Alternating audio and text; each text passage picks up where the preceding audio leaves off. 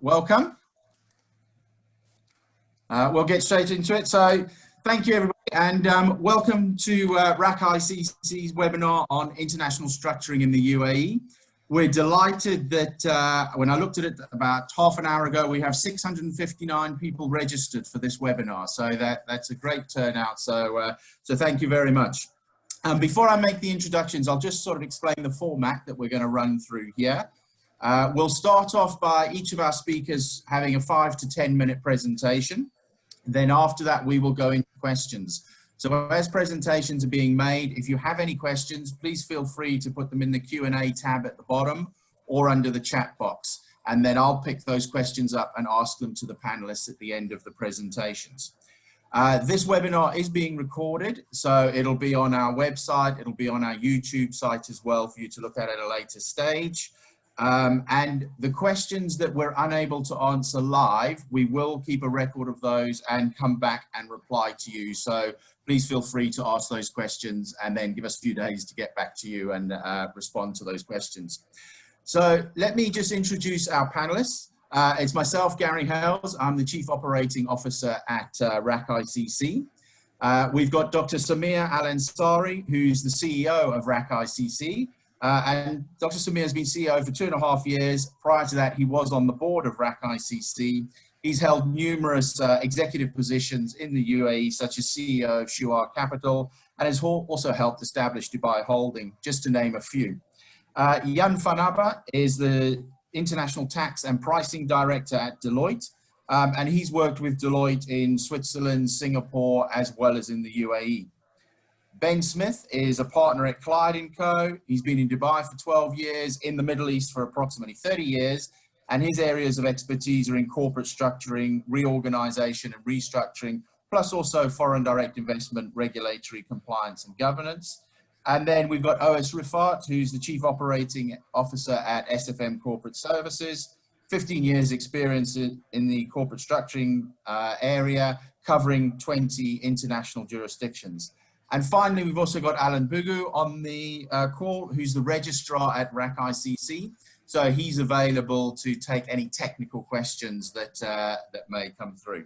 So without further ado, I'll pass you across to Dr. Samir Al-Ansari, and we will get his view to you.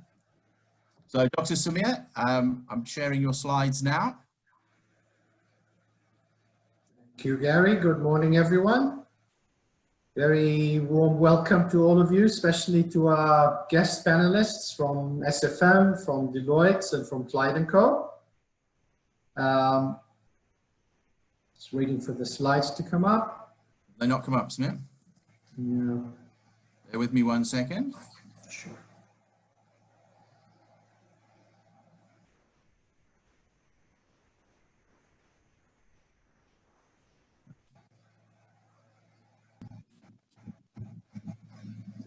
There, here we are. Got them there, Samir? Yep, perfect, thank you. Yeah, here we are. Okay, well, I'm delighted to see we have over 600 participants today. This is really a testament to the importance and popularity of RAKI and the UAE. And really, I wanted to start with a very quick summary, a reminder of why this is such a strong and very popular jurisdiction. It is a world-class jurisdiction in every sense of the word. And when we go through some of the key strengths, that becomes obvious to those who don't know the jurisdiction very well.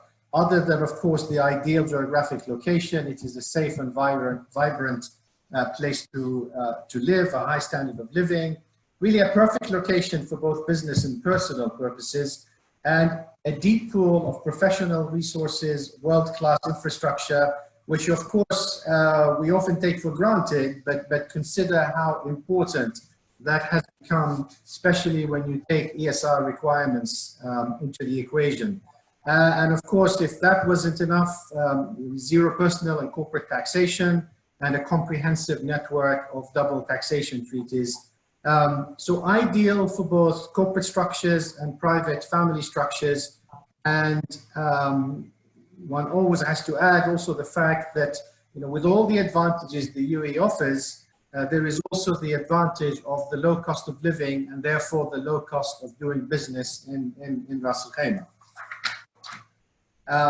These tremendous advantages are often taken for granted, and these are powerful advantages, especially when compared to small offshore island jurisdictions. You know, other than the strategic location of the UAE and the fact that we are a world-class jurisdiction that is highly compliant, we have world-class mature banking and legal system, the top rankings in ease of doing business, a resilient, large economy with a very high GDP per capita of $40,000, etc., etc. So there are many extremely strong reasons why corporations and individuals, private and otherwise, look to the UAE for their structure and requirements. And whereas many offshore jurisdictions, the traditional offshore jurisdictions and structuring centers, next slide please, are now on a blacklist or a watch list, the UAE is a whitelisted jurisdiction. This is extremely important, and I'm sure my fellow panelists will agree that this is a tremendous advantage for the UAE and for RAK ICC today. And it's something that the UAE is very proud of and will continue to work very hard to maintain. For those of you who don't know much about RAK ICC, we are a UAE-based international corporate registry with headquarters in Ras Al Khaimah and offices in Dubai, India, and China.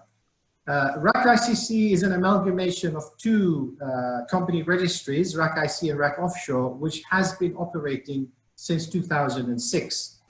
Our registry has proved to be extremely popular. We have over 30,000 companies accumulated over the years and shareholders from 150 nationalities. So it's clear that there's been tremendous demand for RAK ICC structures and entities over the years. And even in this current environment, we are having one of our best years ever, which I think says a lot to the strengths of the UAE and how it compares to other jurisdictions and what RAK ICC is doing. Next slide, please.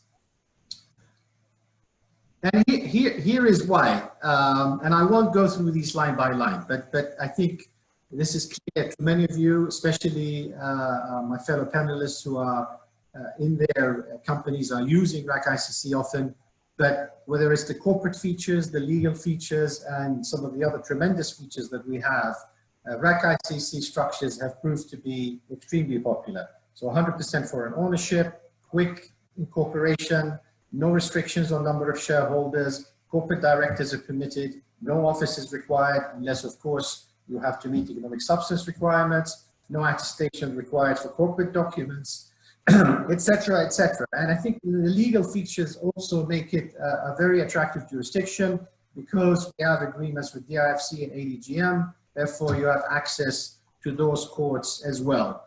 And there are many, many more features which will become obvious as we look at the different structures that I will touch on and my fellow panelists will touch on. Our structures on the next slide, as you'll see, vary, and again, I will not go through these in detail because I know my panelists will touch on them in a lot more detail, and of course we can come back to some of them if there are any specific questions.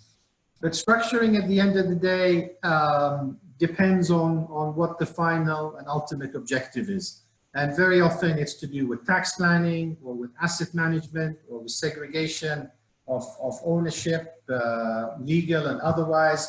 So our structures have very often been used for estate planning, for special purpose vehicles, securitization, etc., etc. And we'll touch base on these in more detail later. I'll spend just a couple of minutes on some of the most popular structures that we see our clients using. And one of the simplest and more popular use of RAK ICC IBCs is an SPV.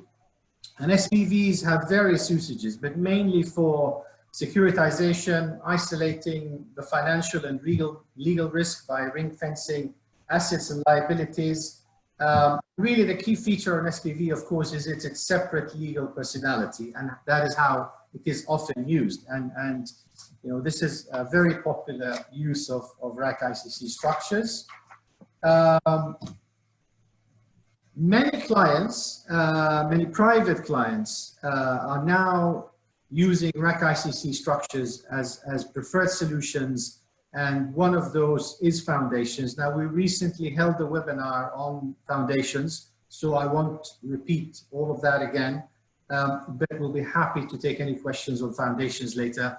But this is proving to be extremely popular and is growing by the day at RAK ICC, and is a great solution for people living in this part of the world.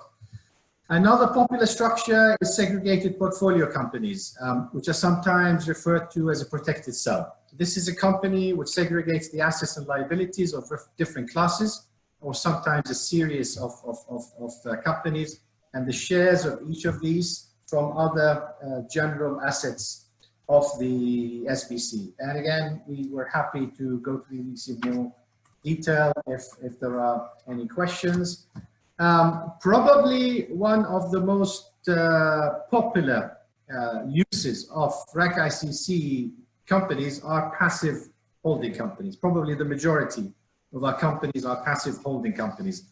And it's very clear what the use of a passive holding company is, but the benefits are tremendous. So providing an effective structure for ease of ownership transfer across different shareholders, using them for security and financing, or providing an operating structure for pooling of assets, and very often also maintaining privacy of wealth. So passive holding companies are a very popular use of RAK ICC IBCs. We have a few usages and examples of active holding companies. They're very often structured either either standalone or with RAK as subsidiaries, which is our premium product. I know that my fellow panelists will cover these structures in a lot more detail. So I put them there as examples, but I won't go through them in any detail. And on the next page, you see other examples of active holding companies with a RAK ICC in the middle as the holdco and subsidiaries to do business in the region or more internationally. And finally, today, we really can't talk about structuring without talking about economic substance regulations. Again, we recently held a webinar on ESR, so I won't repeat the obvious. However, I only repeat the fact that the UAE, because of the many reasons that I've already mentioned, are perfectly placed to meet economic substance requirements for those companies that are within scope, and to receive companies that would want to re-domicile from other jurisdictions that are struggling to meet economic substance to the UAE. And at RAK ICC, we've got the solutions, and we've got the ability to do these redoms, even bulk redoms, very quickly and very effectively. From our point of view, ESR can be met quite easily, can be met either through outsourcing to the 250 plus registered corporate service providers that work with us, or by creating a premium product whereby you have a subsidiary that provides the economic substance, or establishing a branch with our sister company RAKIs, through which you can also meet economic substance. Again, I'm not going to go through these in detail. They're there for reference, and we can always go back to them if there are any specific questions on these. And premium products is a very effective solution that I mentioned earlier, whereby you create a subsidiary with our sister company RAKIs. Of course, with that, then you're meeting economic substance requirements. You can apply for a tax residency, etc., etc. I know it's very popular and very well known to our users, and again, we'd be very happy to come back to that if there are any specific questions on it. I think I've taken all of my time slot, Gary, so I will stop there and hand over back to you. Thank you very much, Dr. Samir. That's given us a good overview and set the tone for the following presentations and the discussion now for the rest of the time. So let me pass you across to Jan van Abbe, who can now go into a little bit more detail and give a different angle of it from Deloitte's point of view. Jan? Thank you, Gary. I'm going to, a number of, beneficial features have been mentioned, and what I would like to do is to highlight some of the tax benefits. And I think what will be helpful is to maybe start with some of the global tax developments and how the UAE would fit into those. If we look at what's happening on a global basis, most of you may be familiar with the base erosion and profit shifting initiative, which started broadly around 2015 and has been going on now for 5 years. And these BEPS initiatives includes a number of measures that all target the same goal, which is to make sure that profits are taxed where the underlying activities are performed. And what we're seeing is that a lot of countries are restoring their tax base, and what we also see now is they're actually increasing and extending their tax base. They introduce sort of extraterritorial taxation, and there's a number of initiatives that all try to tackle the same objective, and there's a bit of sense of over-regulation. Now, the COVID situation has put a little pause to these developments, but I'm sure that once COVID is over, that will take up a pace again. And what we're also seeing, that we're now moving from BEPS to BEPS 2.0, and that includes ensuring almost a level playing field of corporate income taxes across the globe, including a minimum tax. Now, if we look at the UAE is going very much against these trends. It still does not have an income tax, and there are, not everyone is actually aware of that. I still get requests from other Deloitte officers and clients asking me, whether we have a PE risk in the UAE or whether we need to file any tax return, and the answer is no. And I think the UAE with having no tax is quite unique, because it's also not comparable with the normal, with the typical offshore jurisdictions, because it has a real economy. So it's very much in its own bucket. Clearly, there is some pressure coming from global tax developments of putting in place a minimum tax. We need to see whether the current model is sustainable, but as of now, there is no tax. And even if a tax was introduced, we would expect the UAE to be in the same bucket as Singapore or Switzerland. So that would be the worst case, but that's still a very good result. But what it also means, it's not just about not paying tax, but it also means companies don't have compliance requirements. They don't have disputes with a local tax authority. And that means that companies can actually allocate their resources on managing foreign tax risks and don't have to deal with these matters in their home base, in their home country. There's no TP rules. So a very much unique position still as of today. If we move on to the next slide,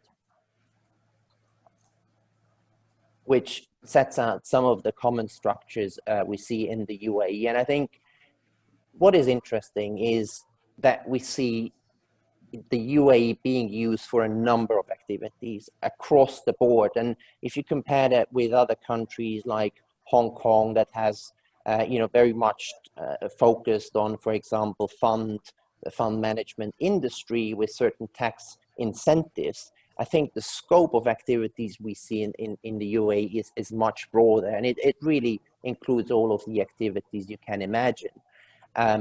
And what it also means from a tax perspective, what we see, we have companies that perform kind of routine functions such as marketing offices, but then it goes to the other end of the spectrum where we see very high value adding activities, principal structures, entrepreneurs that assume a material risk and then operate with limited risk distributors across the region, perhaps allocating them kind of an operating margin of 4 to 6%. And what that also means is that you're then able to maintain the residual profits in the UAE and really take advantage of the fact that there is no tax.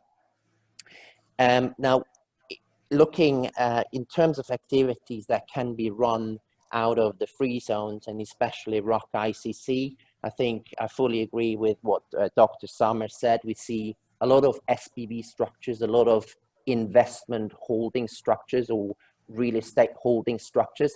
And these structures work both ways. So they work inbound and outbound. So whether it's having a RAKI ICC company to invest into a mainland company and maybe have the agreement with the JV partner at the RAKI ICC level, or the other way around. So having a RAKI ICC company investing into assets outside the UAE. But what we also see, and also because of cost considerations, is having RAKI ICC companies to own branches outside the UAE, in Africa, in the Middle East, to perform projects.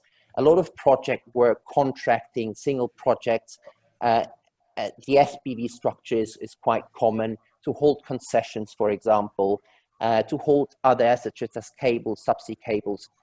You know, these type of structures, long-term asset holding structures, are quite common, and that's what we see. What we also see, and this was mentioned by Dr. Samir as well, redomiciliations into the UAE because of economic substance rules implemented in jurisdictions where businesses are just not able to meet those economic substance rules. We see a lot of redomiciliations with financing functions, where, you know, financing functions have been originally set up in the BVI, where companies just realize we are not able to go there to manage the core income generating activities in those locations.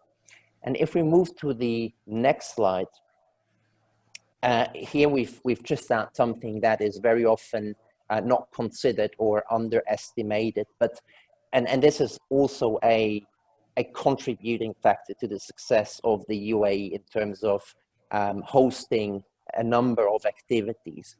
The number of double tax treaties, I've put here 120, that includes the ones that are pending, and I've not seen this number with any other country. I think this is a valuable asset. But in addition to that, and that's something that gets forgotten quite a lot, is we also have bilateral investment treaties, and we have free trade agreements, the Greater Arab Free Trade Agreement, which basically allows companies that, for example, manufacture in the UAE to distribute into the region without any import duties on import into the destination countries. So a very strong contractual or treaty network for different purposes. And yes, we always talk about dividend withholding tax, capital gains tax, but these treaties provide for much more. It's, on the one hand, yes, tax cost savings, but it's also protection of value, having access to effective dispute resolution, whether it's from an investment perspective or in regard to tax disputes, transfer pricing. And ultimately, with those tools and mechanisms, it's about certainty, managing tax positions, managing uncertain positions. And I think the combination of what we have today, which is a no income tax jurisdiction, the general economic features of the UAE, all the different free zones, that would provide for a good platform for any form of activity, in addition to the treaties we have, tax treaties, bilateral investment treaties, and free trade agreements, puts the UAE as a whole, as well as the free zones for specific activities, in a very good position. Okay, that's great. Thank you very much, Jan, for giving us some more detail around the structuring and the utilization of RAKI ICC. We'll now move across to Ben at Clyde & Co. And give us an angle from a view from the legal angle. So over to you, Ben.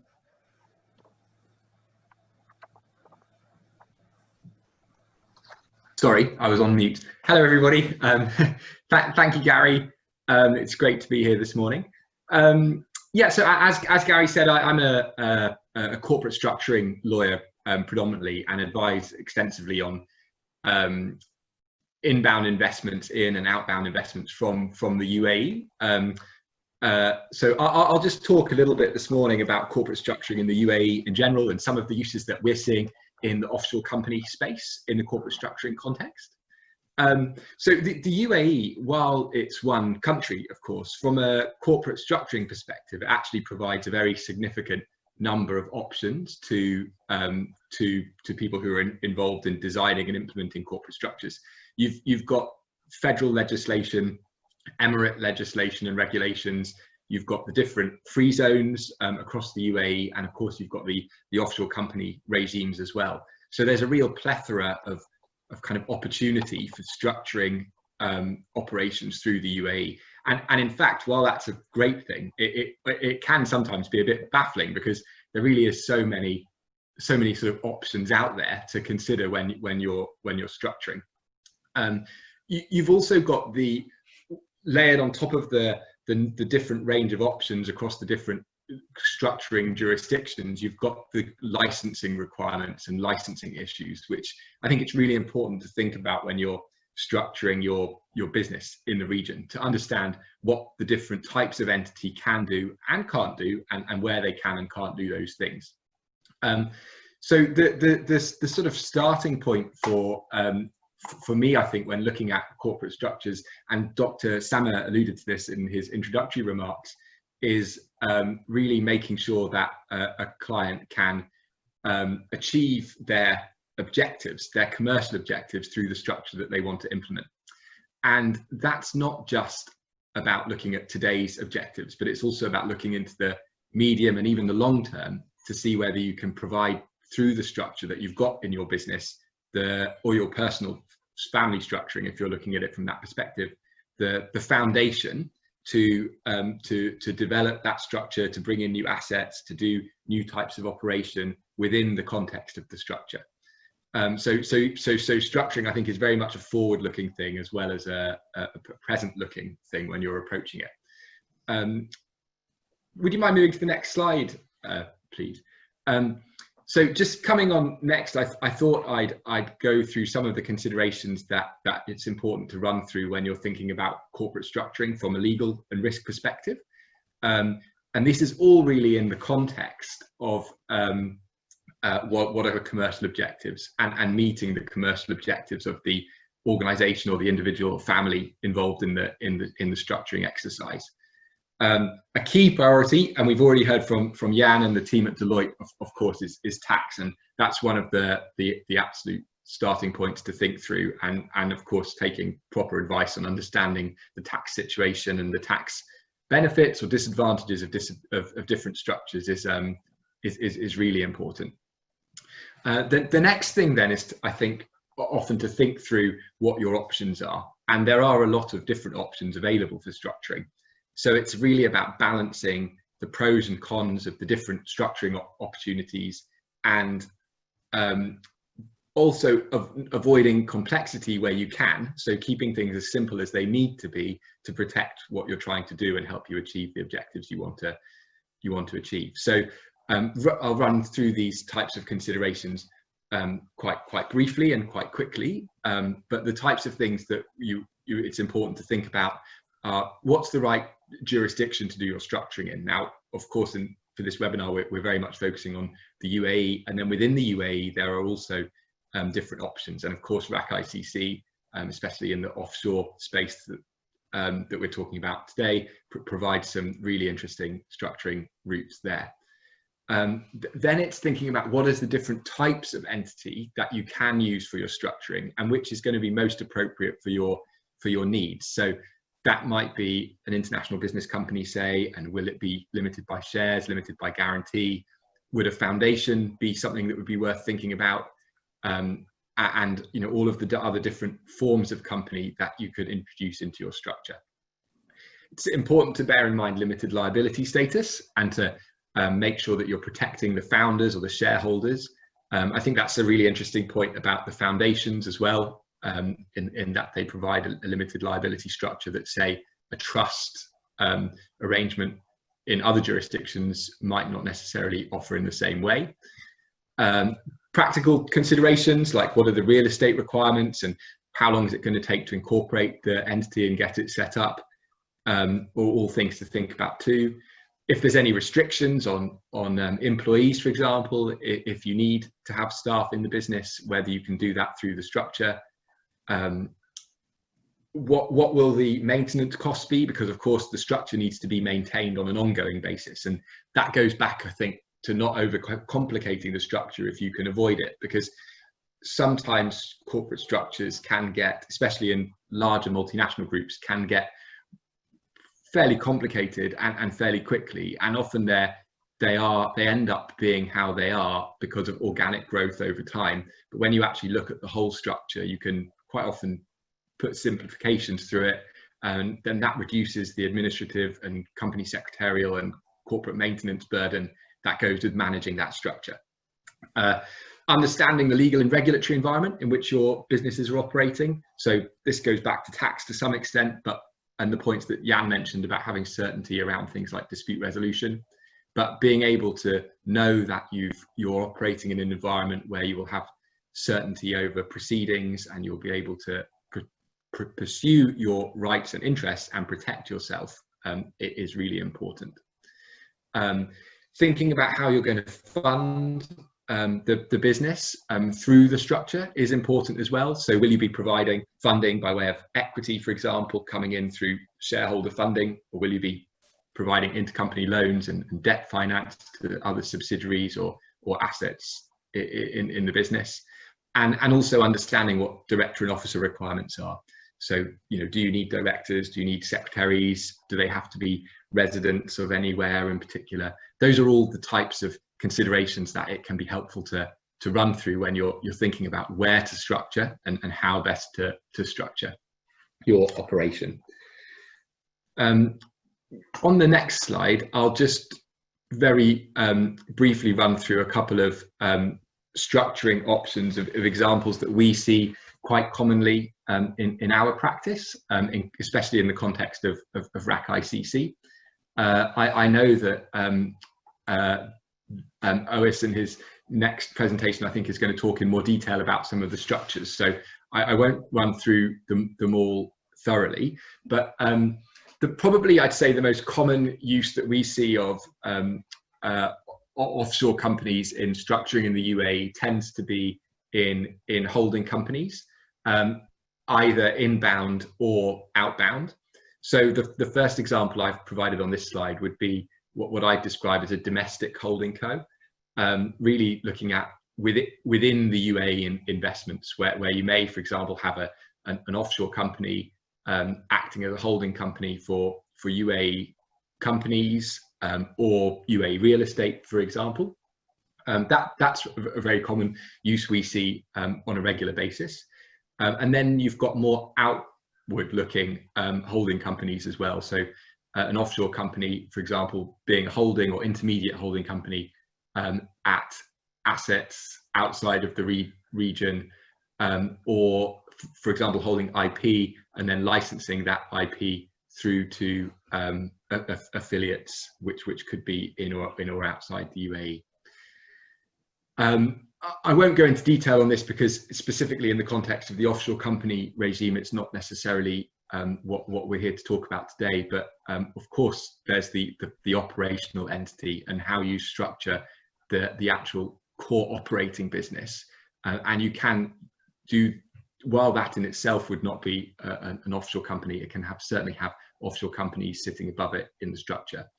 I think the development of the foundation initiative in RAKI and other jurisdictions, licensing jurisdictions in the UAE, is really interesting.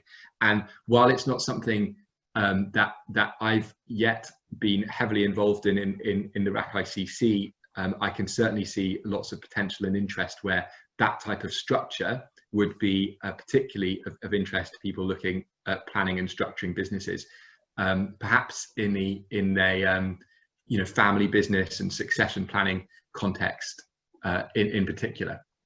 I think with corporate structuring, there's no there's no one approach to adopt from a legal perspective. It's really important that you create a solution and a structure that is fit for purpose for your requirements or the requirements of your business. You can't just sort of say, oh, there's sort of off-the-shelf structure which is going to be the right thing to adopt. It's really important to understand, as we've said a couple of times already this morning, what you want to achieve, what your objectives are, what assets you want to protect, and what your medium and long-term goals are. And then looking at the options in RAKI CC and other places to find out what's the best way to achieve that for your business.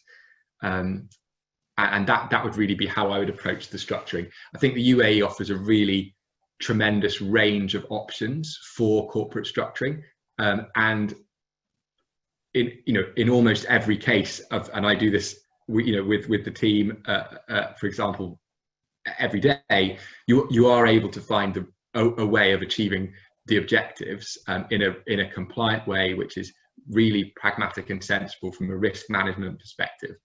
And some of these structures that we're talking today are ways of doing that. Thank you very much, Ben. Thank you for your insight. We're now going to go across to OS at SFM. At RAKI CC, we've got approximately 280 registered agents.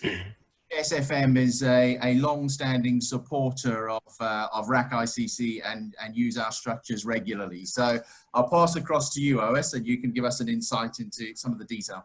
Of course. Thank you very much, and I'm glad to be with all of you today.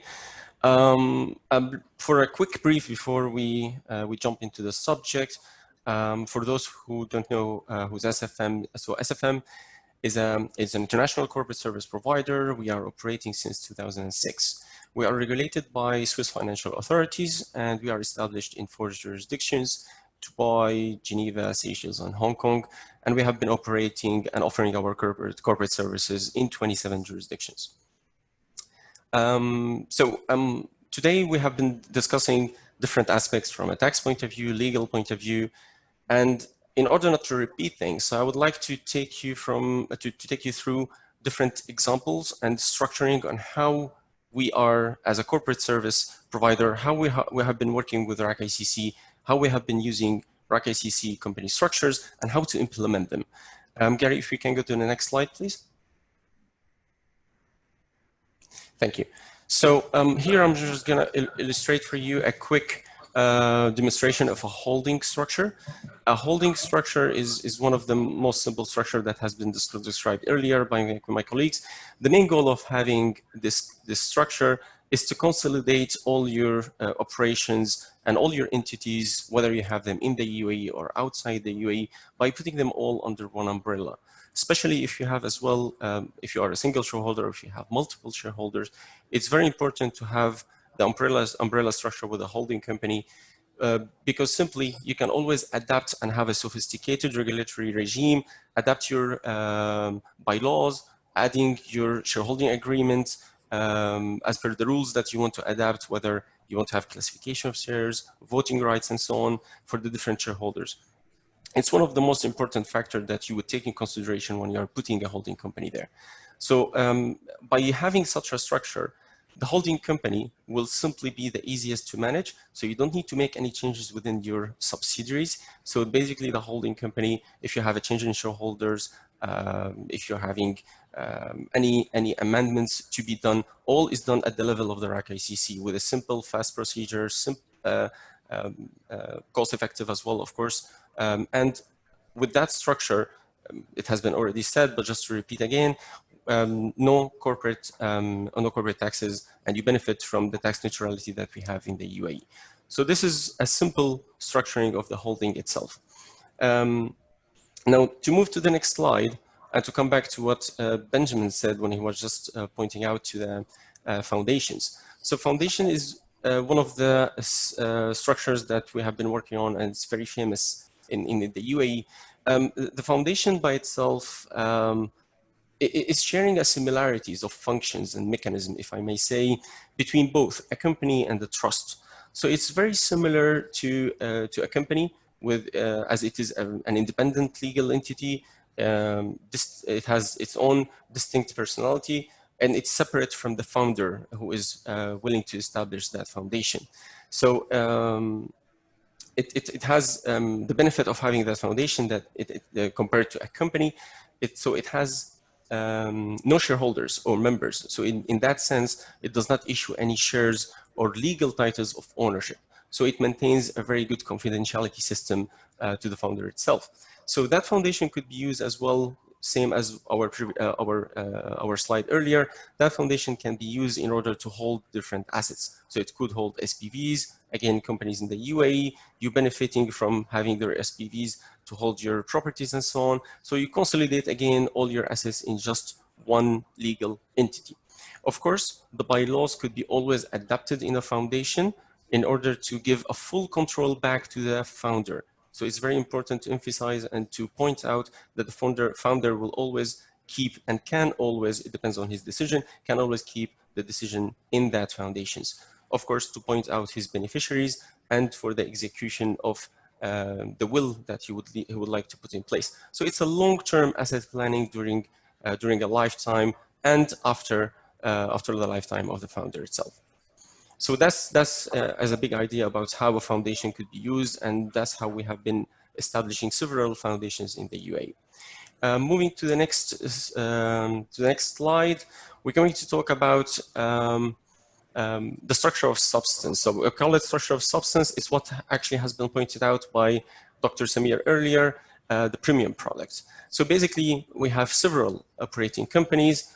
It has been even pointed out by my panelist fellows. You have the economic substance. So whenever you have an activity and you are subject to the economic substance, then you would need to meet those requirements. So it depends on the requirements. You have to follow the rules of each one of them. As an example, I'm just showing you here, in order to meet that substance by having your operating RAKI company, we extended the structure into registering your subsidiary. You will gain and be eligible to apply for the residency through that local free zone company that will be registered. And in this case, your company is already meeting its substance by its subsidiary. This is benefiting from all tax treaty benefits that has been signed with the UAE. The RAKI operating company maintains no taxation, no accounting, no VAT, as the operation are done under the IBC offshore company, and the operation are been happening abroad and outside the UAE. So this is one of the easiest structures that we are working on, and that's offered by RAKI and meets requirements for substance for most of our clients, I would say. The last structure that I would like to share with you is a little bit different structure. If we may move to the next slide, thank you. So the last structure that we have here, it's what we call the mainland structure. A lot of clients, they contact us. I have discussions with several of them, and they're always afraid. They always take it from a point, I don't want to have a local partner. Indeed, as a general rule, a foreign shareholding in the UAE is maintained by 40% by the foreign shareholder in order to register this mainland company, and a 51% as a mandatory rule by the UAE shareholder. That's especially for a commercial license. To a certain extent, a foreign shareholder could have 100%. It depends on the activities and the type. So we're focusing on the commercial activity now. So that commercial activity that we have, it is having this structure of 5149. And in order to just find a solution to it, and in order to just limit all the risks and provide an appropriate structure and comfort to this foreign shareholder, we have put in place the structure that you can see in front of you. So basically, we will establish 2 SPVs. The whole structure will be in the UAE in order to facilitate the procedure in terms of KYC documentations. By establishing the 2 SPVs, then we have the 2 SPVs under what we call a common law jurisdiction. When you're under a common law jurisdiction, then you're benefiting from the easiest regulation of the common law, and in order to put in place an appropriate documentation and agreement, if I may say, in order to reduce any risk that may occur during the lifetime or the operation that the company may have. So the local partner will be having 100% on the first SPV, the foreign shareholder will be having 100% in the second one, and then we link both of them in a joint venture in the mainland operating company.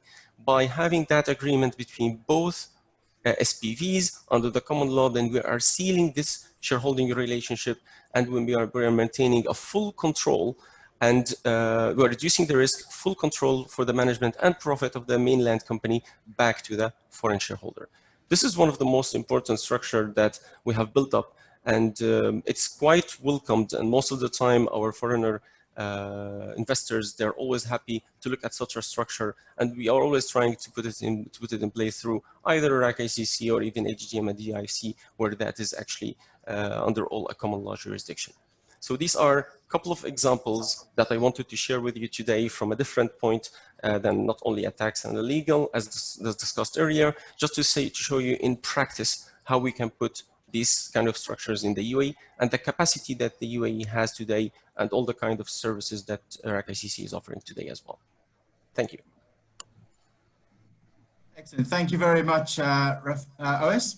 So we've got about 10 minutes or so now to go into some questions. So there are a number of questions that you've put through. So thank you very much.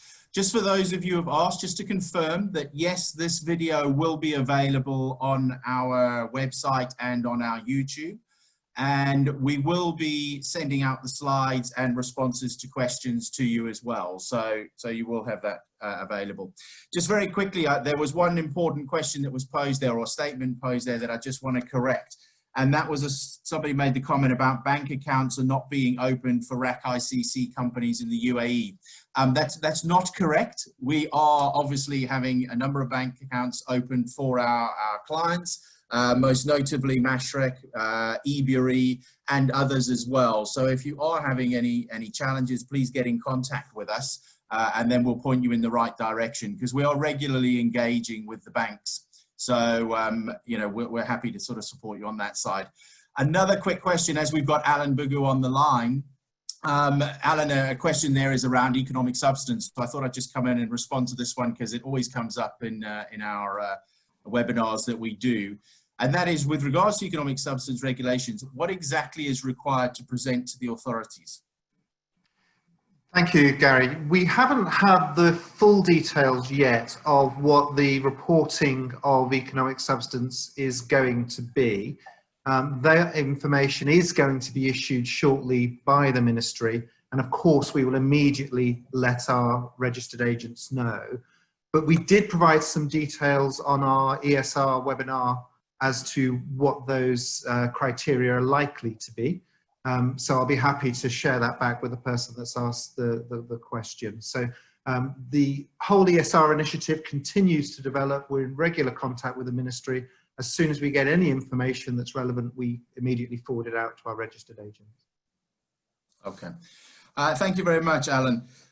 There's a question here around foundations as well. So I think I'll point it towards you, Jan. And the question is, in case of a foundation, there is no owner. So how do you explain the UBO to the bankers?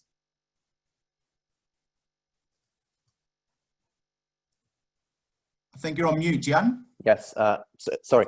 Yeah, very often, whilst there is no shareholder, because a foundation doesn't have shareholders, it only has beneficiaries. But from a KYC perspective, you know, very often, and that's also in line with the rules under the common reporting standards, is that you know, the controlling party or the UBO, very often the beneficiary will be considered as the UBO or the controlling party for CRS purposes. So you know, I think that's the answer. If there is no shareholder, then you know, they would looking at the beneficiary, which is kind of very similar anyway. Okay. Thanks, Jan. And there's also just another question around DTAs and tax residence certificates. I know in your presentation you said there were over 120 DTAs, and the question is, how can a company obtain a tax residency certificate in the UAE?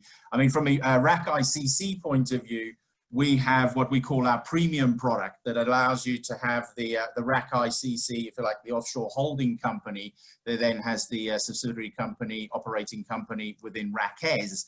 And that allows an individual or company to actually then apply for a tax residency certificate from the Ministry of Finance. Alan, I don't know if there's anything you want to add on that in terms of tax residency for RAKI before I bounce it back to Jan. Again, just to confirm that, so the tax residency is through the subsidiary. We issue tax exemption certificates that explain there's no tax, but if you want to take benefit of the double taxation, as Jan would explain, that's through the subsidiary company. Yeah. Jan, could you add, is there anything you'd add to that? No, you know, I think the process is quite straightforward. You know, those tax residency certificates can be applied for through an online platform provided by the Ministry of Finance. It requires the applicant to provide, you know, certain evidence in terms of existence and substance. That would include the lease agreement and some other agreements, including financial statements. But you know, so far we do that on a regular basis for our clients and are not experiencing any major complications. Thank you, Jan. I mean, linking this question again to RAKI Foundation. So again, probably back to you, Alan. The question is on how the RAKI Foundation will be assessed for tax residency of the foundation, especially if the majority of the council members are outside the UAE. Yeah, I'm not going to try and answer a tax question, but it's quite clear that it is a RAKI entity. The tax of the individuals involved in the foundation will very much be down to their domestic tax arrangements. So I very much would want to refer to Jan on that one. Jan, do you want to add anything there?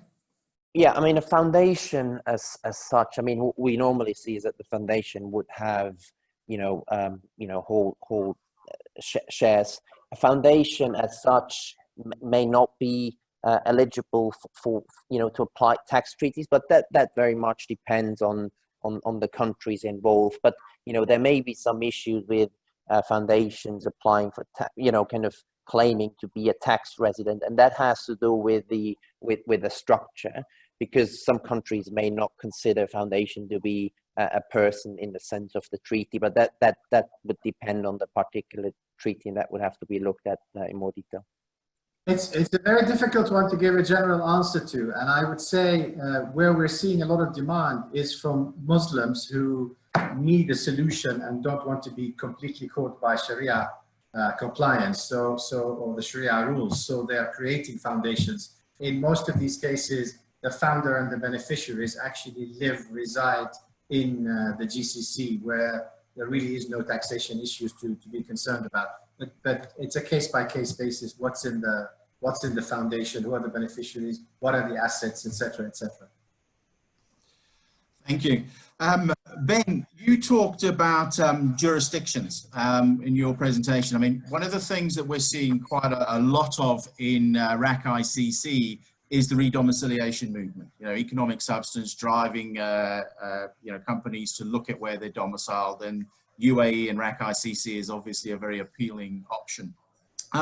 When you look at determining a jurisdiction for a client and choosing a jurisdiction, it's obviously a very competitive market. There's BVI, there's Mauritius, Seychelles, Cayman, etc. And also in the UAE, it's competitive with DIFC and ADGM. How do you look at, in terms of advice for your clients and selecting a short list of jurisdictions for them? Yeah, it can be quite tricky, because there's sometimes a lot of options, and in fact, often there's a lot of options that are available to a client.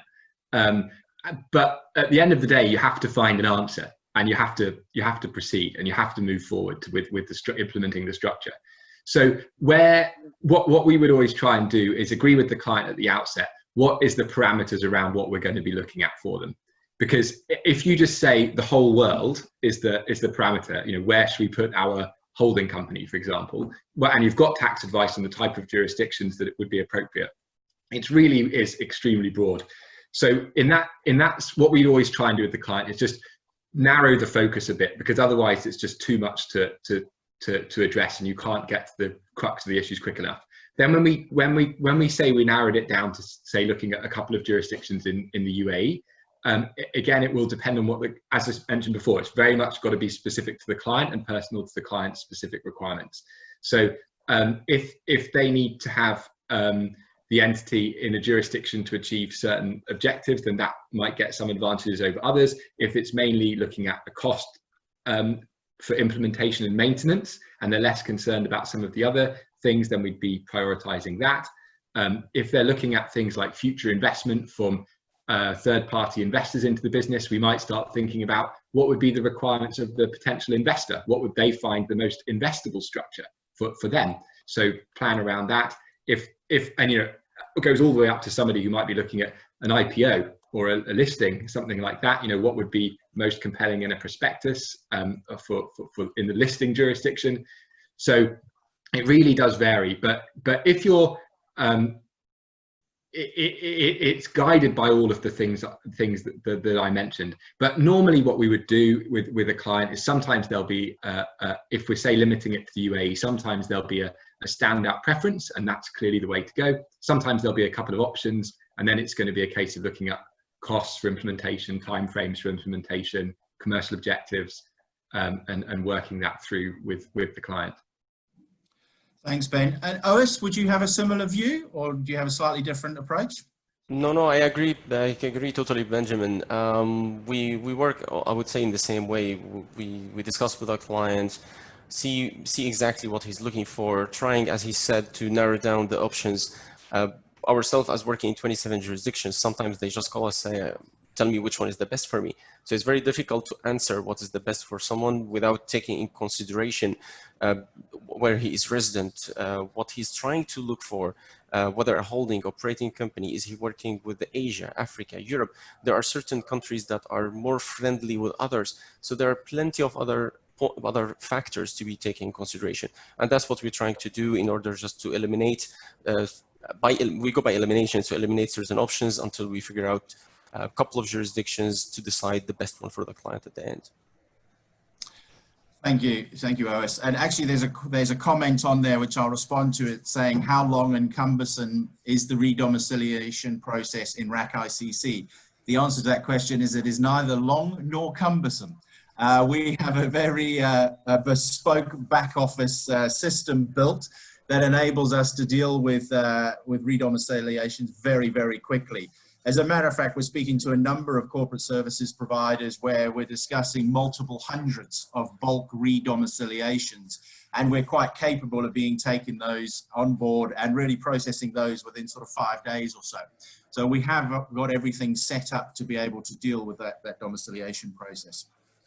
Ois, I just want to come back to you on a key thing that's also relevant at the moment, which we haven't touched on too much, and around the need for increased transparency. If you look in the public registers in the overseas territories and crown dependencies, we've got the National Economic Register here in the UAE. I mean, how is that impacting in terms of the discussions you have with clients choosing domicile, jurisdictions, et cetera, et cetera? Well, I would say, generally speaking, with all the regulation that are coming out today, clients are being aware of the new trends and the regulations that are in place. They understand the public registry, and they understand that these are regulations to follow. So most of them are quite understanding, and they're going with the regulation that is in place, and they're accepting the fact that, okay, there's a new rule that must be implemented, but actually it's for the best of the company that he will be registering, in terms of reputation, in terms of maybe a certain transparency that the company would need to have. It is as well, from a certain aspect, a banking requirement in order for the bank to feel comfortable by noticing and seeing what kind of structure that we do have in place. So in my opinion, there are, as of today, still a lot of different jurisdictions that they still maintain no public registry. And it makes sometimes an easy choice for certain clients, of course, to go that way. At the end of the day, it is for me, it is not changing much to the main goal of what the client wants to achieve. There are different, as I just mentioned, there are different type of structures to achieve the goal that the clients would like to reach. So having public record or not, at the end of the day, is not changing that much. Thank you. Jan, just the same question to you. Transparency, is that becoming a key part of the discussion with your clients? You're on mute, Jan. On transparency, I mean, we do see an increase as a result of BEPS here in terms of country by country reporting, but also economic substance, which is basically a disclosure requirement demonstrating economic substance.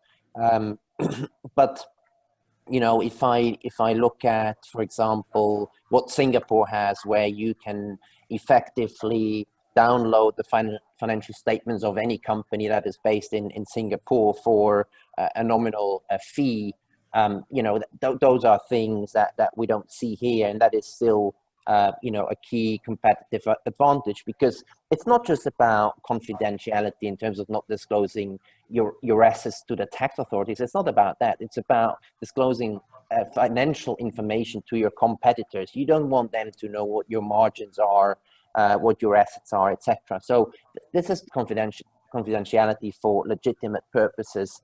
And I think, you know, whilst the UAE would have to implement certain rules, as long as, you know, and that's fine, but, you know, kind of full transparency to public may not always be needed, and may not always be, you know, in the best interest of the UAE as a location. I was just going to add from a legal perspective as well. I think with transparency, it rarely for me is a deciding factor on structuring. It's an indicative factor. It's interesting to note, and some clients play greater weight to it than others. But I think with the general direction of travel around the world with transparency around ownership and some kinds of information, because structures have to be durable in the medium to long term, not just at the beginning. I think there is a trend towards increased transparency. So basing a structure solely around the fact that today there's less public information, say, available in one jurisdiction than another, wouldn't for me be the overwhelming deciding factor on where to go. It would be something to consider, but it wouldn't necessarily be the deciding factor. Okay, thank you very much, Ben.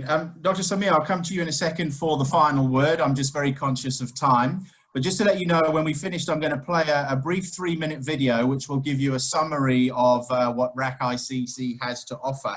And a point I just wanted to finish off on, because it's come through in a number of meetings that Dr. Samir and I have had, and some of the seminar questions. And that's just to clarify that RAKI companies can be used as a holding structure for Dubai real estate. And Dubai real estate is obviously a big question, certainly when it comes to foundations and how that can be held. So I did just want to make that point so that everybody was aware of that, because some people weren't. So Dr. Samir, just a final word from you. Without might take an hour, so I will keep it very short. I think there's 2 things I wanted to highlight. Where to go when you're structuring. There are 4 things that I would say are a must. So fit for purpose. Of course, you've got to start with that. As Ben and everybody else said, it's going to be fit for purpose. And then it's ease of setup, cost of setup, and cost of maintenance. These are the 4 things that at the end of the day will determine where you go. And I think I would challenge anyone who can say to me that we don't tick the boxes on all those 4. And in most of the time, better than most other jurisdictions. And then the last point I would make, and then we talked about that a little bit, but economic substance and redoms. I think the second half of this year globally is going to be about redomiciliations, and redomiciliations primarily for economic substance, but also for the fact that many jurisdictions are now either on a blacklist or a watch list, or are going to be in trouble sooner or later. So, you know, the SFMs of this world and so on will be proactively moving some of those companies to a jurisdiction like the UAE. Whether it ends up with us at RAKI ICC or with somebody else, really it's okay. I think with us is a great choice. But I think the UAE is a fantastic jurisdiction to move some of those entities. So many conversations I have with compliance officers, lawyers, etc., who say, look, whenever we see a structure and it's got a Cayman or a BVI or a Seychelles or a Samoa or a Marshall Islands in it, there's immediately a question mark by the taxman or the compliance authorities. Why? What is that structure? Whereas when they see a UAE structure, a company that is in the UAE, they don't question it at all. It makes sense. You know, it's a real jurisdiction with real business and so on. So, you know, I think the second half redoms, we're open for business, and I would expect to see hundreds, if not thousands, of those coming to the UAE.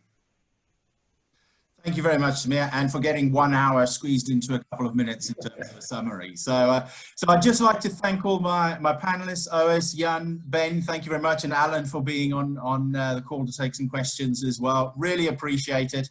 As I say, I'm just going to play out with our video. So thank you very much for your time, everybody. And as I say, we will respond with all the answers to your questions if we haven't been able to get through to them now. So thank you very much, and have a safe day, everyone.